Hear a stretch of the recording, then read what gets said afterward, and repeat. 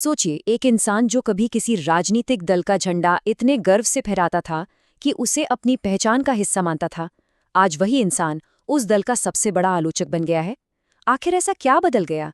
आइए, आज इसी वायरल कहानी की परतों को खोलते हैं और उन दावों को समझते हैं जिनकी वजह से ये बड़ा बदलाव आया। ये लाइन सिर्फ एक बयान नहीं है, ये एक पूरी की पूरी मानसिकता को दिखाती है। इससे आप अंदाजा लगा सकते हैं कि समर्पण कितना गहरा था। उनके लिए पार्टी का झंडा देश के झंडे से भी ज्यादा मायने रखता था।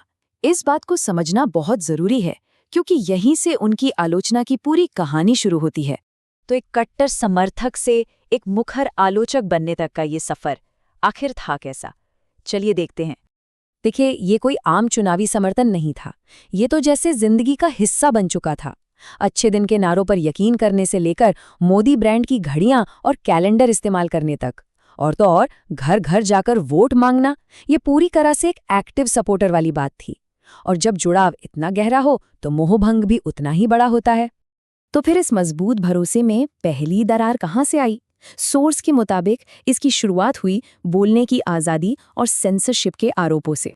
सोर्स का मेन पॉइंट ये है कि ऑनलाइन दुनिया, जो कभी खुली बहस का एक जरिया थी, वो अब धीरे धीरे सिकुड़ रही है। आरोप ये है कि सरकार की आलोचना करने वाले वीडियोस हों या मीम्स, उन्हें एक सिस्टम के तहत हटा दिया जाता है।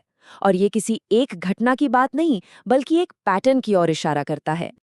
और अपने इस दावे को वजन देने के लिए सोर्स सोनम वांगचुक के केस का जिक्र करता है। यहाँ आरोप ये लगाया गया है कि एक जाने माने आलोचक को फर्जी सबूतों के आधार पर एनएसए जैसे कड़े कानून के तहत जेल में डाल दिया गया। ये एक ऐसा उदाहरण है जो सवाल खड़ा करता है कि असहमति की आवाज़ों से कैसे निपटा जा रहा है।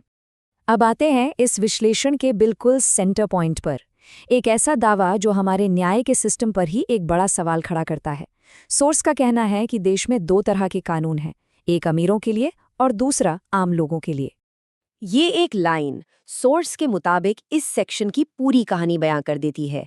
ये आरोप इस सोच पर टिका है कि आपको कानून से सुरक्षा मिलेगी या नहीं, ये इस बात पर निर्भर करता है कि आप कितने अमीर और प्रभावशाली हैं।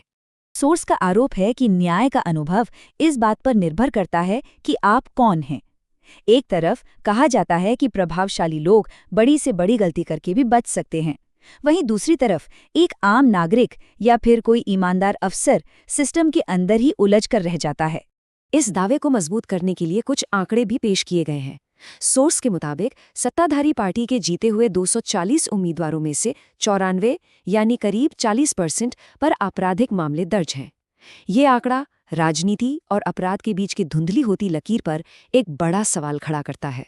तो सवाल ये उठता है कि आपराधिक आरोपों वाले इतने नेता सत्ता में हैं कैसे? सोर्स इसके लिए थ्योरी देता है, जिसे वो वॉशिंग मशीन इफेक्ट कहता है। उनका तर्क है कि किसी दूसरी पार्टी से सत्ताधारी पार्टी में शामिल होना एक तरह से अपने ऊपर लगे केस को धुलवाने जैसा हो गया है। न्याय के सिस्टम के बाद सोर्स का फोकस एक और बहुत ही संवेदनशील मुद्दे पर जाता है, और वो है राजनीति में धर्म का इस्तेमाल और समाज पर उसका कथित तौर पर बांटने वाला असर। और इस दावे के सेंटर में है ये एक आंकड़ा 74%। सोर्स के मुताबिक 2014 के बाद से धार्मिक नफरत फैलाने वाले भाषणों में 74% की बढ़ोतरी हुई है। ये आंकड़ा देश में बढ़ते धार्मिक तनाव के आरोप को दिखाने के लिए इस्तेमाल किया गया है। सोर्स का ये भी मानना है कि ये धार्मिक बंटवारा अपने आप नहीं हो रहा है, ये एक सोची समझी राजनीतिक रणनीति है। आरोप यह है कि इसका इस्तेमाल लोगों को आपस में लड़ाकर बेरोजगारी और महंगाई जैसे असल मुद्दों से ध्यान भटकाने के लिए किया जाता है। और आखिर में सोर्स सत्ताधारी पार्टी के स्ट्रक्चर को समझने की कोशिश करता है। वो उन बड़े चेहरों का विश्लेषण करता है जो उनके मुताबिक इस पूरे सिस्टम के पिलर हैं। इस विश्लेषण में सबसे पहले आते हैं प्रधानमंत्री, जिन्हें सोर्स मसीहा और वन मैन आर्मी कहता है। मतलब ये कि पार्टी की पूरी इमारत और उसकी कामयाबी सिर्फ एक ही व्यक्ति के कंधों पर टिकी है, जो एक तरफ ताकत है तो दूसरी तरफ शायद एक कमजोरी भी। तो अगर प्रधानमंत्री पार्टी का चेहरा है, तो सोर्स के मुताबिक गृह मंत्री अमित शाह उस संगठन के पावर हाउस हैं, वो ताकत जो पर्दे के पीछे से पूरी मशीनरी को कंट्रोल करती है। फिर जिक्र आता है योगी आदित्यनाथ का, जिन्हें सोर्स पार्टी का अनफिल्टर्ड चेहरा कहता है। उनके मुताबिक ये जो सख्त एक्शन वाली इमेज है वो असल में डर का माहौल बनाती है, जिससे अपराध कम नहीं होता बल्कि लोग अपराध की रिपोर्ट करने से डरने लगते हैं। नितिन गडकरी का मामला थोड़ा अलग है। ये एक तरह से व्यक्तिगत निराशा को दिखाता है। सोर्स बताता है कि कैसे एक ईमानदार नेता की छवि अब सड़कों की खराब हालत और दूसरे विवादों में घिर गई है, जो कहीं ना कहीं टूटे हुए वादों की निशानी है। तो फिर सवाल ये उठता है कि इतनी सारी शिकायतों और आलोचनाओं के बावजूद लोग सपोर्ट क्यों कर रहे हैं? सोर्स इसका एक ही जवाब देता है, वोटर्स के पास कोई बेहतर विकल्प नहीं है। उनके मुताबिक ये समर्थन पसंद का नहीं बल्कि मजबूरी का है, क्योंकि दूसरी पार्टियों को भी उतना ही कमजोर माना जाता है।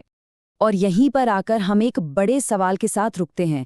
जब किसी सरकार के सबसे कट्टर समर्थक ही उसके सबसे तीखे आलोचक बन जाए, तो ये जनता के साथ उस सरकार के रिश्ते के बारे में क्या बताता है? इस पर सोचिएगा ज़रूर। हमारे साथ जुड़ने के लिए शुक्रिया।